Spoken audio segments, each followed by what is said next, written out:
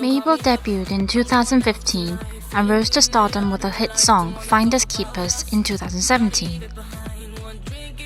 Her first full-length album, High Expectations, comes out today. In July, she travelled to Seoul to promote her album.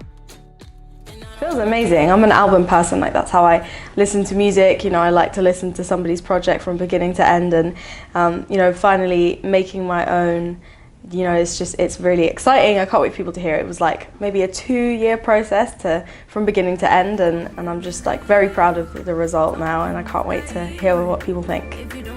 The story, obviously the album's called High Expectations, and so I looked at that saying from every angle, you know, the expectations of myself and my expectations of other people, especially in relationships, and then because of what I do, I guess maybe what people expect of me as well.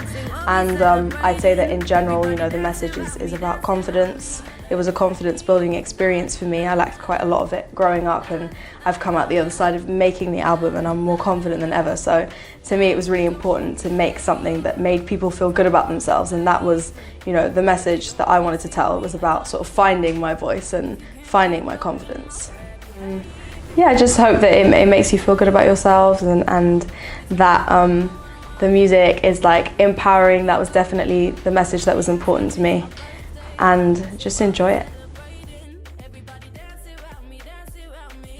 Incredible. I think before Finders Keepers, like no regrets about any of the music I put out before, but that was definitely me like figuring out my sound and how I like to sing and how I like to write, and when I put Finders Keepers out, you know, I was hoping obviously that would be my most successful song, because it was definitely the song that felt like it was 100% me, very unapologetic.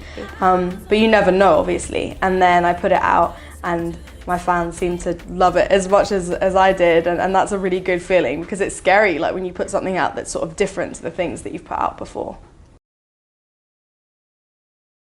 I wanted to write like a positive breakup song. I think it's easy to look at the negatives in those situations. Breakups kind of suck, but things happen for a reason, and so at the time when I wrote it, I think I was still feeling quite low about the situation, and I was like, I want to write a song that's gonna make me feel better and more positive about it, because having been through breakups before, obviously, even though I care a lot right now, in like 6 months, you know, I probably won't, and I'll be looking at my phone and I'm gonna be like, why is he calling me? And so I wanted to sort of tell that story to myself, and sort of writing it and listening to it afterwards really helped me get there. And I get messages every day from people being like, oh, you helped me leave my boyfriend that really sucks, and stuff like that, which is like, it's cool that, you know, we all feel the same ways. It's like amazing when people relate. It's really important to me, I think, to send positivity. Like even on the sort of deeper tracks on the album, it was so important to me that the message was positive as a whole, and that it's about people feeling good. Yeah, I think everything's very autobiographical for me. I write about real things in my life, and it's my way to sort of process things, to express things. I always say I can sing things better than I can say them most of the time. And I think, yeah, telling stories is like my favorite thing. And like, you know, I think that being able to do that in a song is like why I think people relate to my music, because it is so honest, and because it is just like very to the point. I tell a story exactly how it happened from beginning to end, and sometimes that's scary, like as an artist, putting yourself out there like that, but it's definitely worth it. Yeah, I've had a few, like nothing like crazy, but you know, yeah, they're definitely, I mean, you don't go into the studio every day and write a song, like most artists will tell you that. I'll probably write, you know, 20 songs that nobody will ever hear, and then one that people end up hearing, and it's all part of the process. The days when you go into the studio and nothing happens, the days when you go into the studio and you write 3 songs but none of them make the album, or you know, days like Don't Call Me Up and Mad Love, when you go in and you spend a couple hours and you end up writing something that will get heard by millions of people. It doesn't matter, like the value of the time spent is equal, because everything, you know, it's all building up. Like even the sessions where nothing happens, it's like I probably wouldn't have been able to write Don't Call Me Up without the like 2-3 weeks, you know, prior to that, when I wrote nothing. Yeah, I mean, growing up, I was definitely like listening to mainly music by females, like Destiny's Child, Beyonce obviously, Lauryn Hill, Aaliyah, Missy Elliott.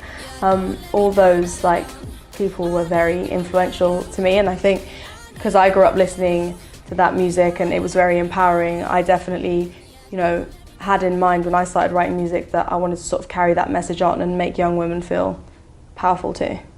I feel like somehow I've managed to do that, which is like, it's so crazy because I think about the people that made me feel that kind of way when I was younger, and then I get messages from young girls all the time that seem to look at me that way, and it feels incredible, and also just like, yeah, sort of like humbling, I guess, to feel like people trust me and they want to talk to me and that they're relating to my songs, and that's like all I ever dreamt of.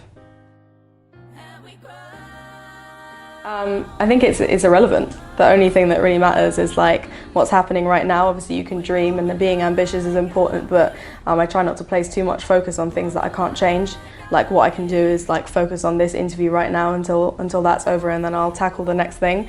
And by doing that, then all the things that I want will obviously happen in the future, but what's meant to happen will happen. So I'm already living my dream, so if I could just carry on doing this and working the way that I'm working, then obviously like I'm happy.